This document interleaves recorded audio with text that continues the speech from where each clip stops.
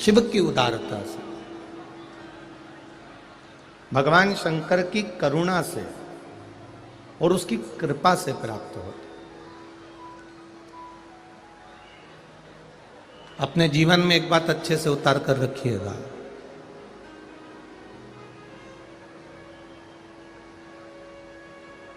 जिसको मनुष्य चुनता है, जिसको इंसान चुनता है, जिसको मनुष्य चुनता है, वो संसद में जाकर बैठता है, और जिसको महादेव चुनता है वो शिव महापुराण में जाकर बैठता है।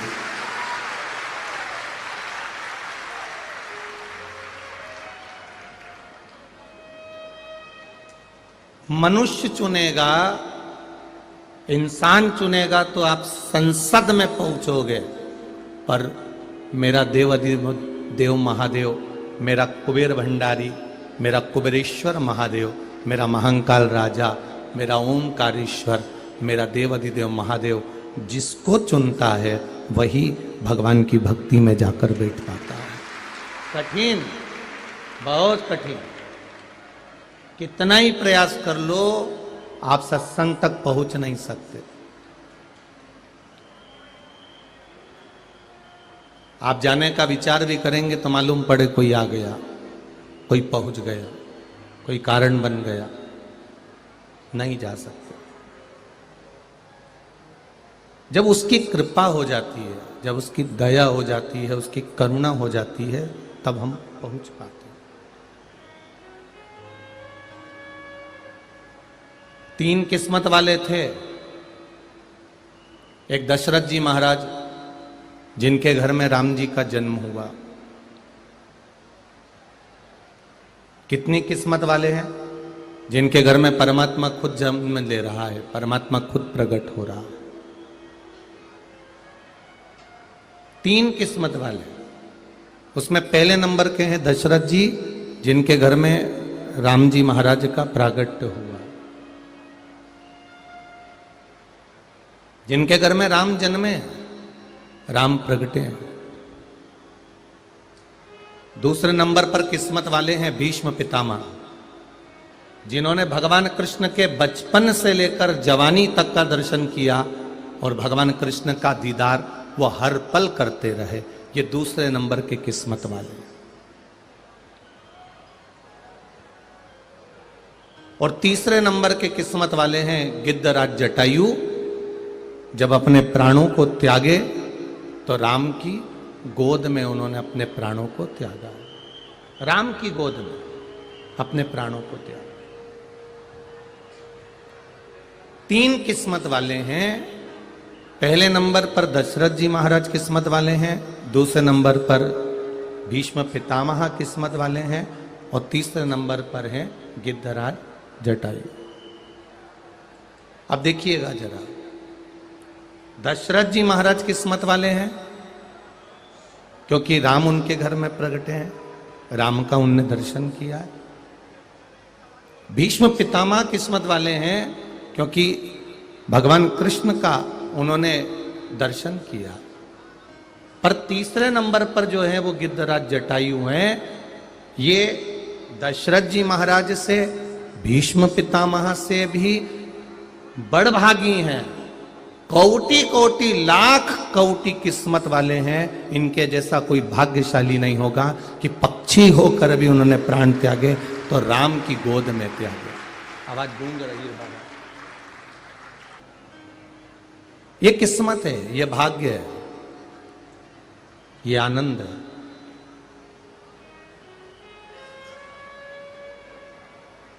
बचपन गया जाने दो, जवानी गई जाने दो, अधेड़ी गई जाने दो, पर बुढ़ापा मत बिगड़ने देना। ये हमारे को ये कथा कर रहे। दशरथ जी के घर में राम जन्मे, दशरथ जी के घर में राम प्रगटे, उन्होंने उनका दर्शन किया, उनका आनंद दर्शन का लिया। भीष्म पितामह ने भी भगवान कृष्ण का दर्शन किया।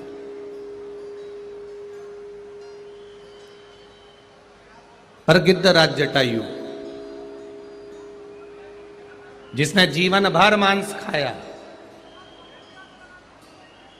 जटायु है, पक्षी है, जीवन भर जिसने मांस खाया, पर अंत समय, आखिरी की जो घड़ी है, अंतिम जो क्षण है, अंतिम जो पल है, अंतिम जो समय है, उस अंतिम समय में उस गिद्धराज जटायु ने प्राण त्यागते समय राम जी की गोद में अपने प्राणों को त्यागा। इसलिए वो भाग्यशाली है, वो किस्मत वाला है, भाग्यशाली है, वो किस्मत वाला।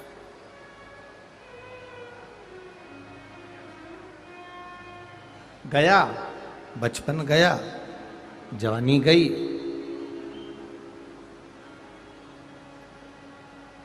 बचपन चले गया, गया जवानी गई, गई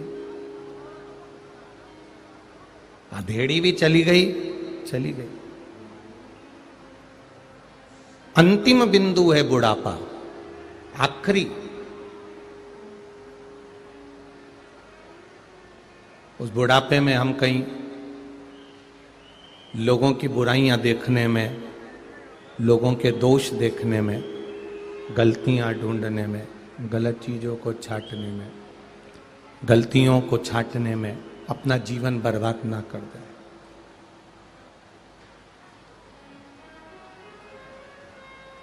जो बुढ़ापा मिला है,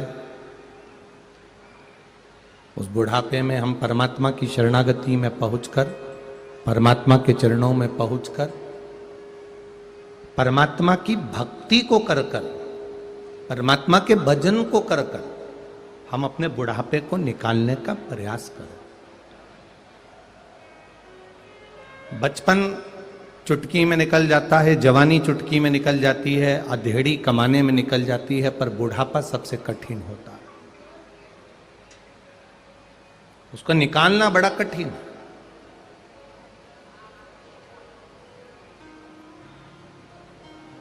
बचपन में आपके बोलने की आदत है, जवानी में आपकी बोलने की आदत है। बचपन में बोलोगे तो माता पिता सुन लेंगे, जवानी में बोलोगे पति बोलेगा, पत्नी सुनेगी, पत्नी बोलेगी, पति सुनेगा। जवानी में एक दूसरे सुन लेंगे, अधेड़ी आएगी, आपके बच्चे थोड़ा बहुत सुन लेंगे। पर बुढ़ापा एक ऐसा होता है, उस बुढ़ापे में सब बोलेंगे, सुनना आपको पड़ेगा और सुनने की आदत डालना ही पड़ेगा। अंतिम बिंदु को सुधारने का एक आदत।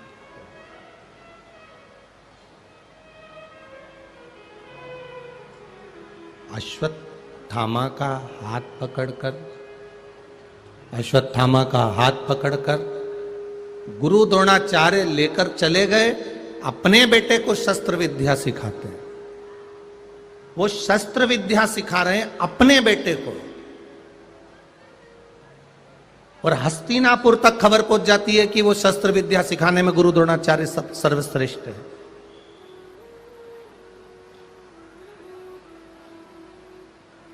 वह हस्तिनापुर तक बात पहुंच जाती है कि ये शस्त्र विद्या में सर्वश्रेष्ठ गुरु द्रोणाचार्य है, सर्वश्रेष्ठ है।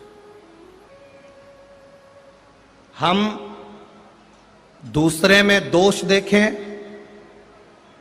हम दूसरे में दोष देख रहे हैं, हम दूसरे में ऐब देख रहे हैं, हम दूसरे में बुराइयां देख रहे हैं, समझ लेना कि हमारी जिंदगी को नरक में पटकने की यात्रा शुरू हुई है, क्योंकि हम दुनिया में दोष देख रहे हैं। जिस दिन हम अपने आप में दोष देख लें, हम अपने आप की बुराइयां देख लें, हम अपने आप के ऐब देख लें, समझ लेना कि अब हमारे को सुधरने का मौका प्रारंभ हुआ है और हम उन्नति की सीढ़ी पर चढ़ना प्रारंभ कर रहे हैं। क्योंकि हमने अपने दोषों को देखा है, अपनी बुराइयों को देखा, अपनी गलतियों को देखा।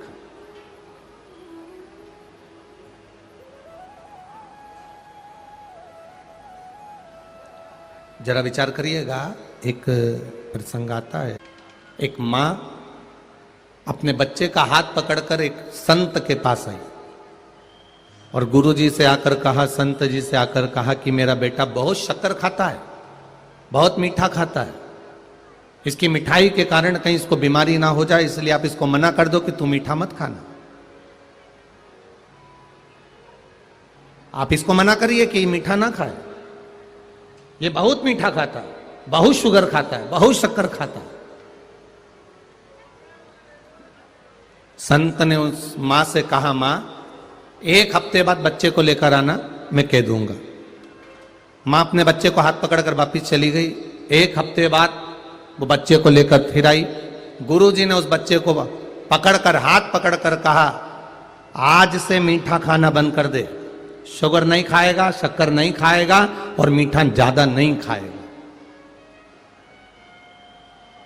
अब मां को बहुत गुस्सा आया, गुरुजी पे गुस्सा आ रहा, संत पर गुस्सा आ रहा। इतनी सी बात गुरुजी 1 हफ्ते पहले मेरे बेटे को कह सकते थे। ये बात तो गुरुजी 1 हफ्ते पहले मेरे बेटे को बोल सकते थे, पर ये गुरुजी ने 1 हफ्ते बाद मेरे बेटे को बुलाया और आज हाथ पकड़ के कह रहे हैं कि शक्कर मत खाना, मीठा मत खाना, मिठाई मत खाना, तू बहुत खाता है, छोड़ देना। अब मां को क्रोध आया और बेटा जैसे ही बाहर गया वैसे ही मां ने गुरुजी से पूछ लिया, गुरुजी ये बताओ कि इतनी सी बात कि मीठा मत खाना, शक्कर मत खाना, मिठाई मत खाना, ये तो तुम 1 हफ्ते पहले भी कह सकते थे, पर तुमने 1 हफ्ते बाद मेरे बेटे को बुलवा कर कहा कि मीठा मत खा, शक्कर मत खा, मिठाई मत खा, शुगर मत खा। 1 हफ्ते तक आप क्या मनन चिंतन कर रहे थे, क्या सोच रहे थे? गुरुजी ने कहा, जब मैं बैठा था आपने आकर कहा कि मेरे बच्चे से कहो कि मीठा ना खाए, शक्कर ना खाए, मिठाई ना खाए। उस समय मैं बच्चे को नहीं बोला क्योंकि मैं खुद मीठा खाता था, मैं खुद शक्कर खाता था, मैं खुद मिठाई खाता था।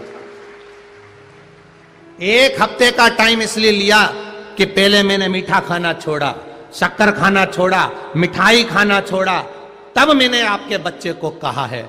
हम पहले अपने आप को सुधारेंगे तब दुनिया सुधारने चलेंगे, तो आनंद का अनुभव होगा, तब आनंद की अनुभूति होगी, तब श्रेष्ठता का अनुभव होगा।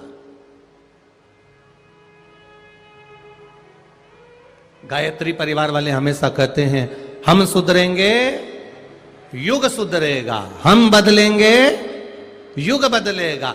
कब बदलेगा? जब हम खुद बदलेंगे। यदि हम स्वयं नहीं बदलेंगे तो युग कैसे बदल सकता है?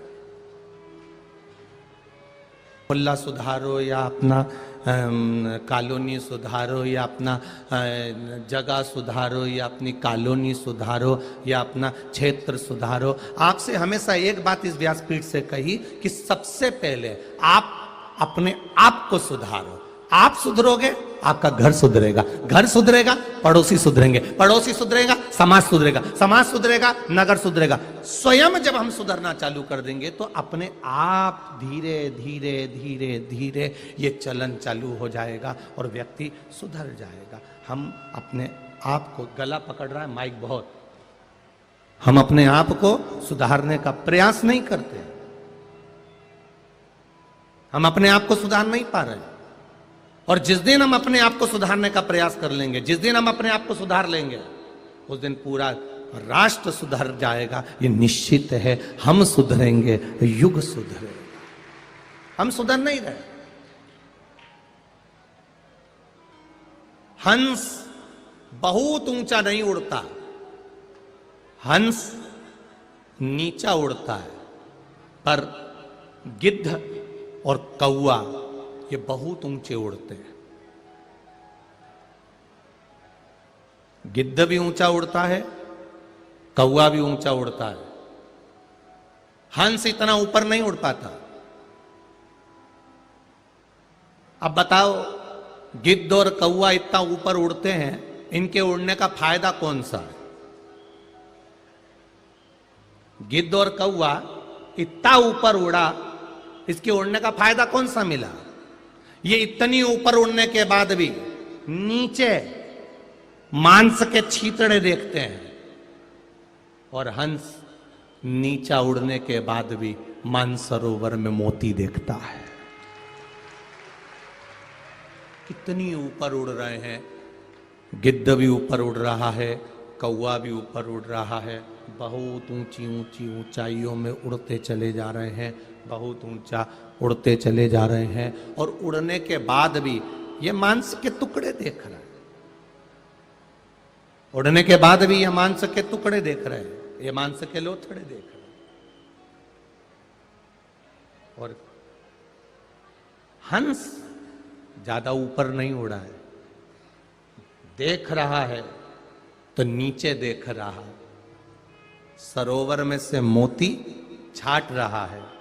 बस यही अंतर है,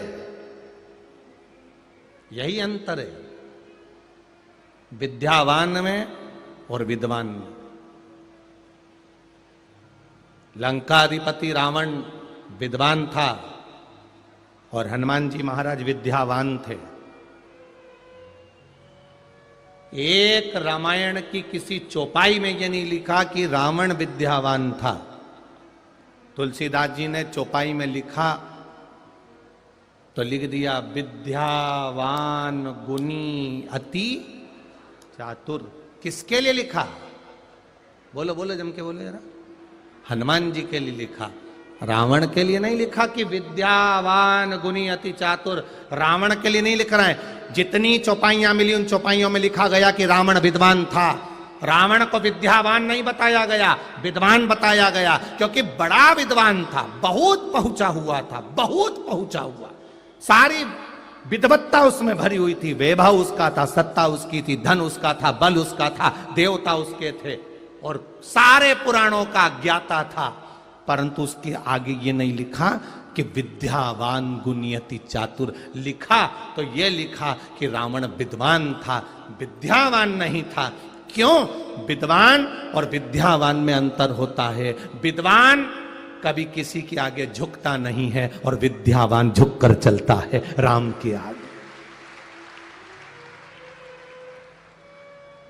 विद्वान और विद्यावान में अंतर होता है। विद्वान कभी नहीं झुकता, वो सोचता है कि मैंने जो पढ़ाई करी वो सर्वश्रेष्ठ है, मुझे में जो ज्ञान है वो सर्वश्रेष्ठ है, मेरे बराबर कोई नहीं हो सकता, मैं सारा विद्वान हूं। इतने पुराण, इतने शास्त्र, इतने वेद, इतने छंद सब मैंने पढ़े हुए, मेरे को सब कंठस्थ है। ये विद्वान की निशानी है। पर विद्यावान की निशानी एक होती है जो गुरु की शरणागति में जाता है, झुक कर बैठ जाता है, और मिलेगा, और मिलेगा, मोती मिलेगा, छाटूंगा और मिलेगा। विद्वान अहंकार में इतना ऊपर उड़ जाता है, इतना ऊपर उड़ जाता है, इतना ऊपर उड़ जाता है कि